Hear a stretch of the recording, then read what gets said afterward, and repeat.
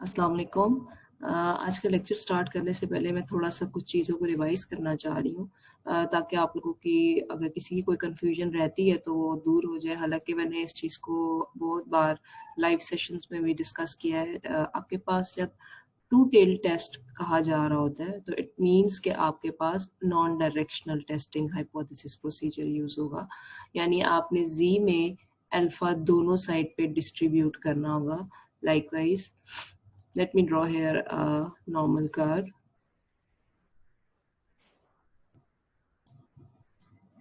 So this curve is basically showing the non-directional hypothesis, जिसमें हमारे पास null and alternate hypothesis में equal and not equal का sign होता है।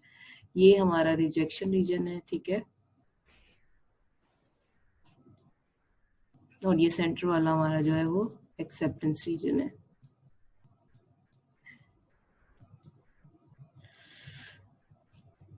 यहाँ पर हम जब डिसीजन रूल बना रहे होते हैं तो तब हम यहाँ पर लिखते हैं calculated value is greater than z alpha by 2.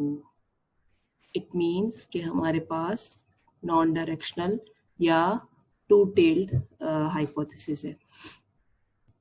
Okay, अब अगर हमारे पास वन टेल्ड हाइपोथेसिस हो या डायरेक्शनल हाइपोथेसिस हो तो उसकी डायग्राम कुछ इस तरह से होती है, ठीक है।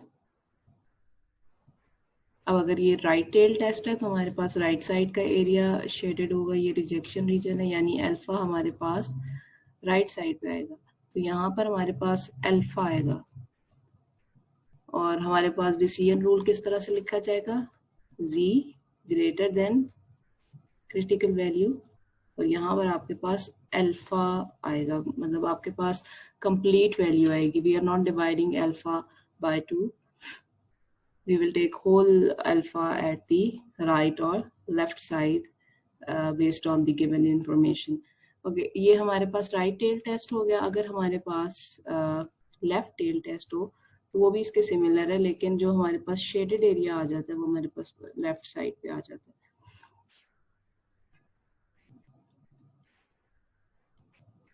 तो ये हमारे पास इस तरह से आ जाएगा, ठीक है। तो यहाँ पर हम पूरा अल्फा ले लेंगे।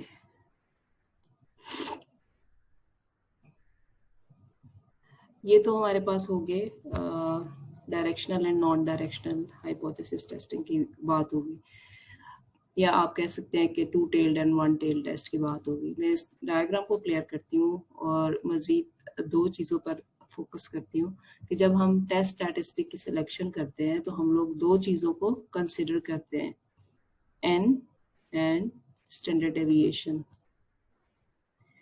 This sign is showing the population standard deviation.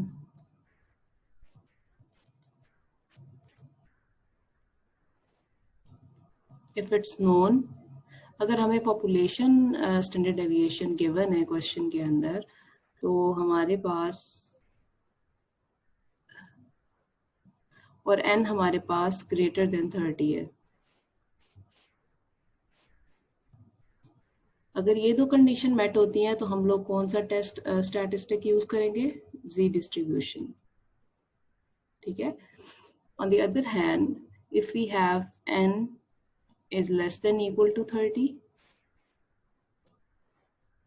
और हमारे पास सिग्मा स्टैंडर्ड डेविएशन नहीं है, यानी हमारे पास पॉपुलेशन स्टैंडर्ड डेविएशन नहीं है, हमें एस गिवन है, इट मींस हमें सैंपल स्टैंडर्ड डेविएशन गिवन है। तो इस कंडीशन में हमारे पास टी टेस्ट यूज होगा। अब हमारी जो नेक्स्ट एग्जांपल है, जो नेक्स्ट टॉपिक हम लोग स्टार्ट कर रहे हैं, इसमें हम लोग कंपेयर कर रहे हैं पॉपुलेशन मीन्स को, ठीक है, जब हमारे पास अननोन पॉपुलेशन स्टैंडर्ड डेविएशन है। जब हमें सैंपल की स्टैंडर्ड डेविएशन गिवन होगी तो उस कंडीशन में हम ये भी कह सकते हैं कि हमारे पास पॉपुलेशन की स्टैंडर्ड डेविएशन अननोन थी, जिसकी वजह से हमने सैंपल की स्टैंडर्ड डेविएशन यूज की है, ठीक है। हम लोग स्टार्ट करते हैं। इस पे हमारी सबसे पहली बात जो लिखी हुई है वो यही है कि जब आपका सैंपल लेस देन 30 होता है, यानी आपकी ऑब्जर्वेशंस लेस देन 30 होती हैं, तो आप टी टेस्ट यूज करते हैं, टी स्टैटिस्टिक की तरफ जाते हैं। रिक्वायर्ड assumptions क्या है, यानी हमारे पास जो दो स्टैंडर्ड डेविएशंस है दो सैंपल्स की, वो नॉर्मल डिस्ट्रीब्यूशन को फॉलो कर रही हूँ, ठीक है। दोनों स्टैंडर्ड डेविएशन को हम अज्यूम करते हैं कि इक्वल हों और हमारे पास पॉपुलेशंस इंडिपेंडेंट होनी चाहिए, यानी जिन पॉपुलेशन से हम सैंपल ड्रॉ कर रहे हैं वो हमारे पास इंडिपेंडेंट होनी चाहिए। Okay, now moving on to the next slide. हम लोग इससे रेलिवेंट एग्जांपल देख लेते हैं, बल्कि इससे पहले हम फार्मूला देख लेते हैं जो एडिशनल हमें प्रोसीजर करना पड़ेगा टी टेस्ट के लिए, क्योंकि हमारे पास पॉपुलेशन स्टैंडर्ड डेविएशन गिवन नहीं है, हमारे पास दो सैंपल स्टैंडर्ड डेविएशंस गिवन होंगी, तो हमने उन सैंपल स्टैंडर्ड डेविएशंस को पूल्ड की फॉर्म में कन्वर्ट करना है, यानी हमें एक स्टैंडर्ड डेविएशन चाहिए होगी, तो उसके लिए हम ये फॉर्मूला यूज करेंगे, ठीक है। n-1 standard deviation of one sample square plus n-1 for second sample standard deviation of second sample square divided by degrees of freedom. So this is degrees of freedom. जब हमारे पास one sample था तो हम simply n1 बल्कि n-1 कर लेते थे, ठीक है। अब हमारे पास दो सैंपल हैं तो हमने क्या किया, n1 प्लस n2 माइनस 2, मतलब हमारे पास जो हमने जो सेपरेटली वन n में से माइनस करना था दोनों n में से, तो हमने एक बारी -2 कर दिया। तो ये हमारे पास पूल्ड स्टैंडर्ड डेविएशन का फॉर्मूला है, और हमने ये वाली जो टर्म है इसको फिर टी के फॉर्मूला में यहाँ पर पुट करना है, ठीक है। Sorry, I'm feeling under the weather, so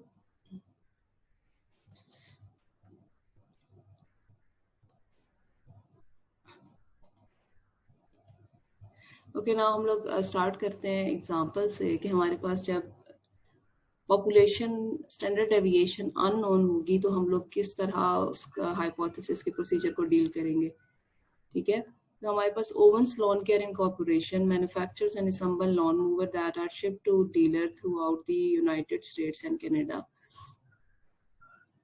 हमारे पास एक कंपनी है ओवन लॉन केयर के नाम से, जो मैन्युफैक्चर असेंबल करती है लॉन मूवर्स, ठीक है, और ये अपनी शिपमेंट करते हैं यूनाइटेड स्टेट्स एंड कनाडा में। Two different procedure have been proposed for the mounting the engine on the frame of lawn mover. अब हमारे पास यहाँ पर दो different procedures हैं, ठीक है। अगर इस इंफॉर्मेशन को आप गौर से देखें तो यहाँ पर हमारे पास एक क्वेश्चन की बात की गई है। The question is there a difference in the mean time? हम लोग ये देखना चाह रहे हैं कि हमारे जो दो डिफरेंट मेथड्स हैं उनके मीन टाइम में, इंजन को माउंट करने के मीन टाइम में कुछ डिफरेंस है या नहीं। तो हम लोगों का जो नीचे थोड़ी सी एडिशनल इंफॉर्मेशन दी हुई है कि जो फर्स्ट प्रोसीजर है वो ओवन के एम्प्लॉय हर वेल्स ने दिया था, और इस प्रोसीजर को उन्होंने P1 का नाम दे देते हैं, प्रोसीजर 1 का, ठीक है। सेकंड जो था वो ओवन के vice president of engineering William Atkins ने दिया था, तो ये प्रोसीजर 2 हो गया। To evaluate the two method, it was decided to conduct a time and motion study. अब हमारे पास उन्होंने दोनों प्रोसीजर के जो दो सैंपल्स हैं वो यहाँ पर मेंशन किए हुए हैं। यहाँ पर उन्होंने आपको मीन और स्टैंडर्ड डेविएशन नहीं दिया हुआ, ठीक है। तो हम लोग डिस्क्रिप्टिव में ऑलरेडी पढ़ चुके हैं कि एक्स बार कैसे कैलकुलेट करते हैं, ठीक है, और फिर उससे हम स्टैंडर्ड डेविएशन फॉर सैंपल किस तरह कैलकुलेट करते हैं, ठीक है। तो हमारे पास 5 नंबर ऑफ ऑब्जर्वेशंस का एग्जांपल है प्रोसीजर 1 के लिए, और 6 नंबर ऑफ ऑब्जर्वेशंस का सैंपल है प्रोसीजर 2 के लिए। Is there a difference in the mean mounting times? So हमने क्या निकालना है, डिफरेंस फाइंड आउट करना है, ठीक है। तो हमारे पास अब देखिए, हमारे पास जब भी चेंज या डिफरेंस का वर्ड आता है तो हम लोगों के पास H0 में होल इक्वल का साइन आता है, यानी हम लेस देन और ग्रेटर देन की तरफ नहीं जाते, कहेंगे mean of population 1 is equal to mean of population 2, और H1 में हम लोग नॉट इक्वल का साइन लगा देंगे,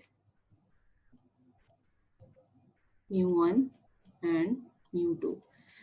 ठीक है, लेवल ऑफ सिग्निफिकेंस हमारे पास 10% गिवन है। Okay, now let's move on to the next slide where we will see that how to calculate this hypothesis testing. Okay, starting with the step 1. सबसे पहले हम लोगों ने null and alternate hypothesis state किए based on given keyword। ठीक है, हमारे पास difference का keyword use हुआ था, हमने दोनों पॉपुलेशन का जो मीन माउंटिंग टाइम था इंजन्स का उसको नल हाइपोथेसिस में कन्वर्ट किया, और अल्टरनेट में देन हमारे पास जो स्टेप 2 है उसमें हमने लेवल ऑफ सिग्निफिकेंस को स्टेट किया है, जिसमें लेवल ऑफ सिग्निफिकेंस हमारे पास 10% है। Find the appropriate test statistic. अब हमने बताना है कि हम लोगों ने कौन सा टेस्ट स्टैटिस्टिक यूज करना है। तो इसमें हमारे पास पॉपुलेशन स्टैंडर्ड डेविएशन अननोन थी क्वेश्चन में, ठीक है, और हमारे पास n जो था वो लेस देन इक्वल टू 30 था, यानी हमारे पास n1 जो था वो 5 था और n2 जो है वो 6 है, एंड सिग्मा अननोन है।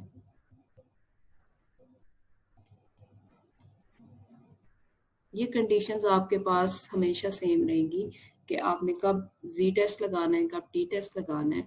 तो इससे फर्क नहीं पड़ता कि आपके पास नंबर ऑफ सैंपल कितने हैं।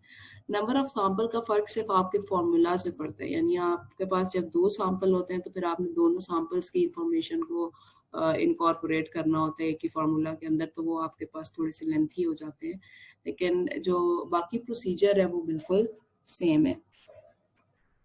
ओके, अब हम स्टेप 4 में डिसीजन रूल स्टेट करेंगे।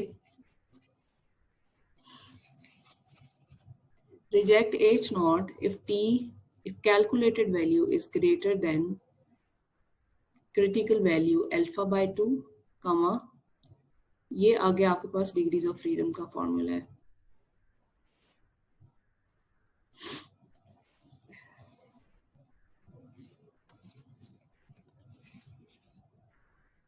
यहाँ पर देखें अगर आप, तो इन्होंने डिसीजन रूल को 2 तरह से स्टेट किया हुआ है, यानी उन्होंने राइट साइड को भी लिया है और लेफ्ट साइड को भी लिया है, क्योंकि हमारे पास नॉन डायरेक्शनल हाइपोथेसिस था और हमारे पास 10% लेवल ऑफ सिग्निफिकेंस था। ठीक है, तो यहाँ पर हमारे पास अल्फा दोनों साइड पे डिवाइड हो गया 5-5%। ओके, ये हमारे पास अपेंडिक्स बी में टी डिस्ट्रीब्यूशन का टेबल है। ठीक है, यहाँ पर देखें आपको इन्होंने इलस्ट्रेशंस भी दी हुई है कि आपके पास राइट टेल और लेफ्ट टेल टेस्ट कैसा होता है, 2 टेल टेस्ट किस तरह का होता है। ठीक है, तो ये आपके पास इलस्ट्रेशन भी ऑलरेडी गिवन है। अब जी टेस्ट में हम लोग क्या करते थे कि हम लोगों ने रिजेक्शन रीजन हम लोग शो करते थे डिवाइडेड बाय 2 करके, और फिर हम उस डिवाइडेड बाय 2 की जो वैल्यू आ रही होती थी अल्फा की वो हम हाफ में से माइनस करके तो फिर उसकी वैल्यू जी के टेबल में देखते थे। लेकिन टी में थोड़ा सा डिफरेंस है टेबल में। आप सबसे पहले तो ये देखें कि आपके पास इस टेबल के अंदर 3 तरह की चीजें गिवन है। एक तो कॉन्फिडेंस इंटरवल है, ठीक है, level of significance for 1 tail test and level of significance for 2 tail test. अभी जो हम प्रॉब्लम सॉल्व कर रहे हैं वो हमारे पास level of significance for 2 tail test के लिए है, तो हम लोग इस वाली लाइन को इग्नोर कर देंगे। ठीक है, हमने इन वैल्यूज को नहीं देखना। ठीक है, हमने कॉन्फिडेंस इंटरवल तो हमने पिछले चैप्टर में पढ़ा था, इसको भी हम लोगों ने कंसीडर नहीं करना। हम लोगों ने अभी सिर्फ level of significance for 2 tail test alpha देखना है। ठीक है, तो अब हम लोगों ने क्या करना है, हमारे पास अल्फा क्या गिवन है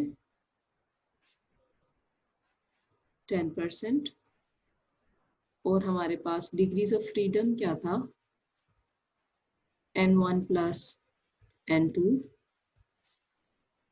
-2। ठीक है, तो हम जब इसको कैलकुलेट करेंगे हमारे पास n1 की वैल्यू 5 थी, n2 हमारे पास 6 था, और जब हम इसमें से 2 सब्ट्रैक्ट करेंगे तो हमारे पास ये वैल्यू बन जाती है 9। यानी हमारे पास डिग्रीज ऑफ फ्रीडम किसके इक्वल है? 9 के इक्वल है। तो हम लोग डिग्रीज ऑफ फ्रीडम को कॉलम में देखेंगे, यहाँ पर हमारे पास 9 यहाँ पर है। ठीक है, और हमारे पास जो टू टेल टेस्ट अल्फा है वो है 10%, वो हमारे पास ये गिवन है। अब हमने इसकी कॉरिस्पॉन्डिंग वैल्यू को टेबल से निकाल लेना है, जो कि हमारी क्रिटिकल वैल्यू बनेगी। वो वैल्यू है 1.833। ठीक है, तो इस तरह से हम टी का टेबल देखते हैं। अगर हमारे पास हमने 1 सैंपल के लिए लेना हो, ठीक है, तो 1 सैंपल के लिए जब हम लेंगे, या 1 सैंपल के लिए नहीं, सॉरी, जब आपने 1 टेल टेस्ट के लिए लेना हो, तो उस केस में आप इस वाले रो को इग्नोर करेंगे और ये वाले अल्फाज कंसिडर करेंगे। ठीक है, let's get back to the PowerPoint slides. यहाँ पर आपके पास ये देखें, ग्राफ के ऊपर भी इसकी इलस्ट्रेशन हुई हुई है कि आपके पास अल्फा रिजेक्शन रीजन तो बोथ साइड पे हाफ हो गया है, लेकिन आपने कंप्लीट अल्फा की वैल्यू टेबल में देखनी है।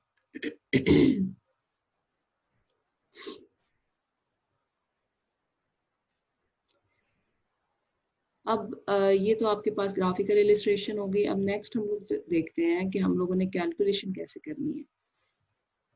थोड़ा सा मैं इसको जूम आउट कर देती हूँ।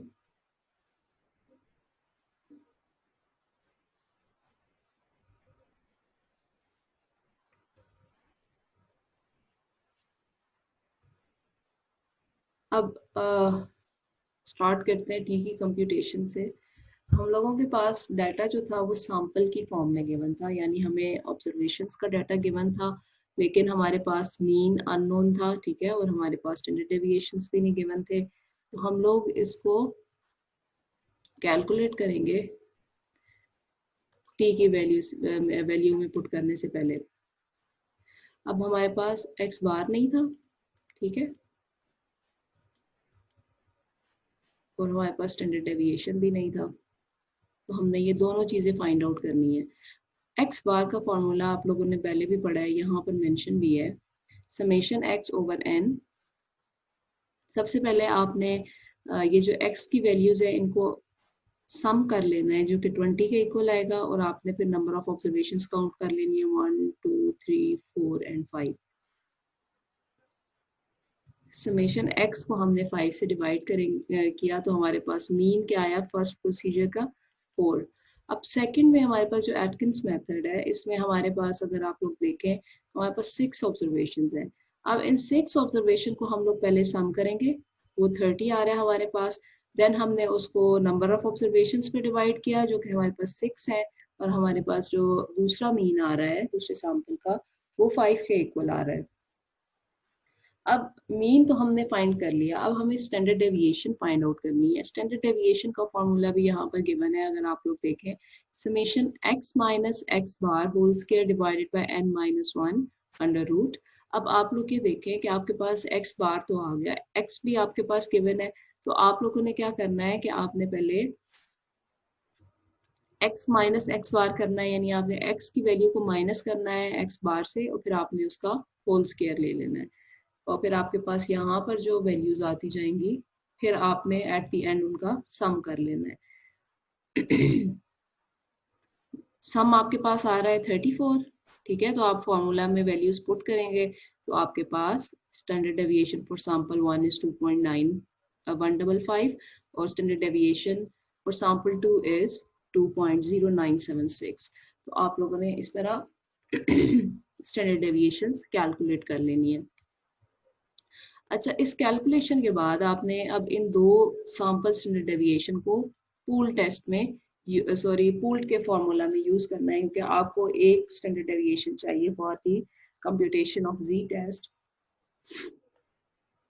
तो आपने सिंपली यहाँ पर n1 की वैल्यू पुट करनी है, जो कि 5 है -1, यहाँ पर आपने स्टैंडर्ड डेविएशन 1 पुट करना है, यहाँ पर आपने स्टैंडर्ड डेविएशन 2 पुट करना है और यहाँ पर n1 की वैल्यू पुट करेंगे और n2 की।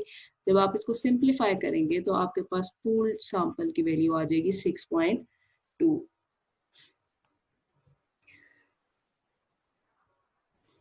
अब आपके पास सारे कंपोनेंट्स फॉर्मूला के पूरे हो चुके हैं। अब आप इस वैल्यू को टी टेस्ट की जो फॉर्मूला है उसमें पुट कर लेंगे। क्योंकि यहाँ पर हमारे पास टी टेस्ट का फॉर्मूला गिवन है, हमने टी की वैल्यू डिटरमाइन करनी है। ऊपर हमारे पास न्यूमरेटर में sample 1 minus sample 2 divided by under the root pooled standard deviation bracket 1 divided by number of observation first sample plus 1 divided by number of observation second sample। तो इनको multiply करेंगे, इसका under root लेंगे तो हमारे पास T का answer आ जाएगा, यानी टी की कैलकुलेटेड वैल्यू आ जाएगी जो कि है 0.662। अच्छा जी, अब हमारे पास क्रिटिकल वैल्यू भी आ गई और हमारे पास कैलकुलेटेड वैल्यू भी आ गई। तो हमारा डिसीजन रूल क्या होता है कि आपकी क्रिटिकल वैल्यू जो होती है वो ग्रेटर होती है, क्रिटिकल वैल्यू ग्रेटर होती है जब आपके पास हम रिजेक्ट करते हैं एच नॉट को।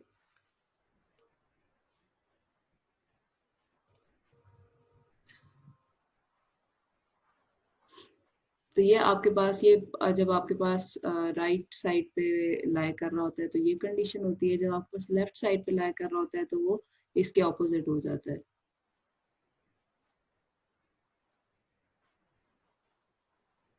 ठीक है, क्योंकि आपकी वैल्यू नेगेटिव वैल्यू आ रही है तो हमने इसको नेगेटिव साइड पे ड्रॉ करना है, तो ये हमारे पास इधर कहीं आ रही है। और अगर हम इसको पॉजिटिव साइड पे भी ड्रॉ करें तो ये फिर भी हमारे पास एक्सेप्टेंस रीजन में ही लाई करेगी। तो हमारा जो डिसीजन होगा, हम कहेंगे कि हम एच नॉट को रिजेक्ट नहीं कर सकते। तो ये जो दोनों वैल्यूज आएंगी ये हमारे पास एक्सेप्टेंस रीजन में लाई करेंगी। एक्सेप्टेंस रीजन मीन्स जहाँ पर आप एच नॉट को रिजेक्ट नहीं कर सकते। तो यहाँ पर हम कंक्लूड करते हैं कि दोनों इंजन का जो माउंटिंग मीन टाइम था उसमें कोई डिफरेंस नहीं है, यानी हमारा नल हाइपोथेसिस एक्सेप्ट हो रहा है।